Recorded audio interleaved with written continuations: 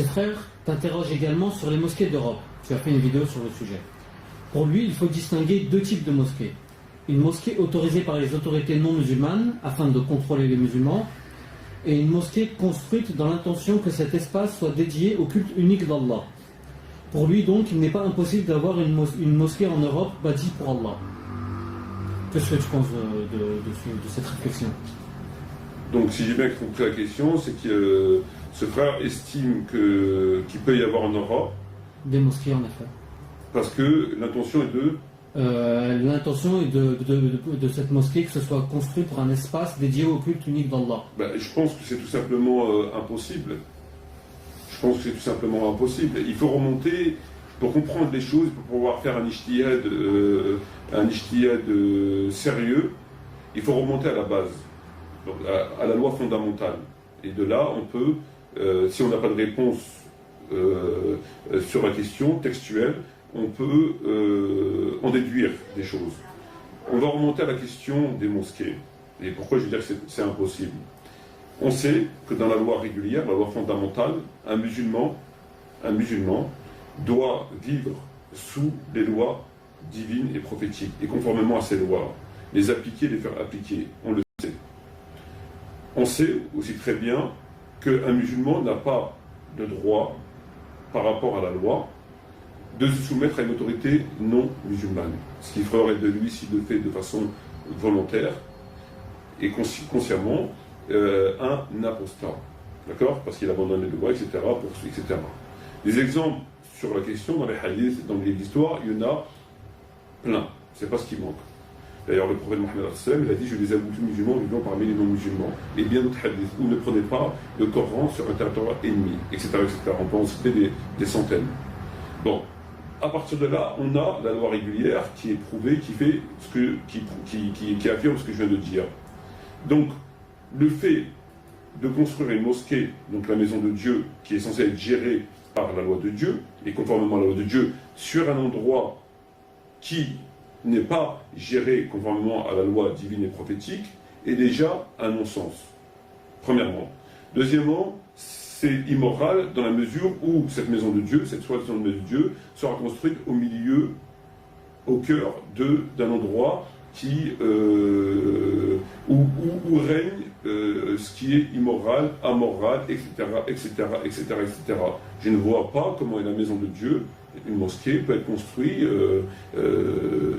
ou à 100 mètres en bas du port, à 50 mètres de l'alcool, etc., etc., comme c'est le cas en France et ailleurs. Donc c'est tout à fait impossible.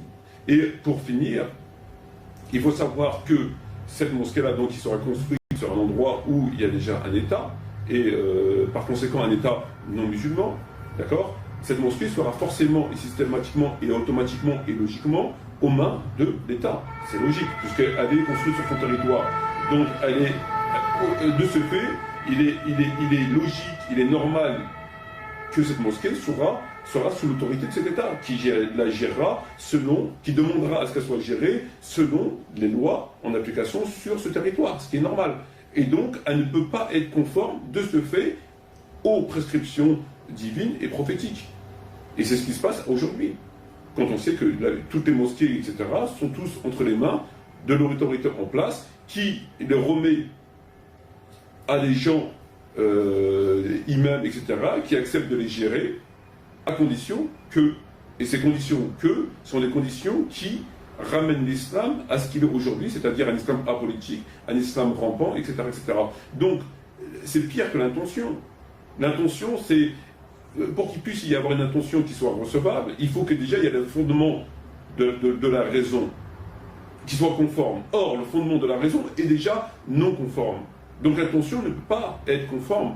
Donc même si mon intention à moi étant de construire une véritable mosquée, elle ne peut pas être recevable dans la mesure où l'endroit où je vais la construire est formellement interdit par l'islam, puisqu'il réduit les musulmans à ce qu'ils sont aujourd'hui, c'est-à-dire dans une situation d'apostasie, en violation avec les lois pénales, enfin bref, on ne va pas faire la liste, on ne va pas dresser la liste. Donc l'intention qui vient en deuxième lieu sur cette question est forcément irrecevable dans la mesure où le texte sur la question, sur le fondement, est clair.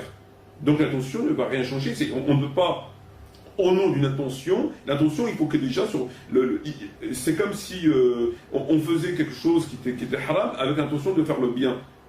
Par exemple, si je sais pas, quelqu'un qui est malade qui boit du vin, mais son intention c'est de se guérir.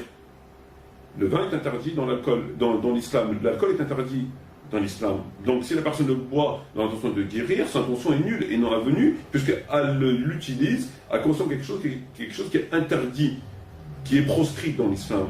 Donc son intention est nulle. Qu'elle soit bonne ou mauvaise, son intention est nulle, puisqu'elle utilise quelque chose qui est proscrit par l'islam, un élément qui est proscrit. Donc par rapport aux mosquées, c'est exactement la même chose. C'est exactement la même chose. Et la raison de la décadence de l'islam, par exemple, et des musulmans en France ou en Belgique ou ailleurs, alors d'aujourd'hui, c'est bien ça.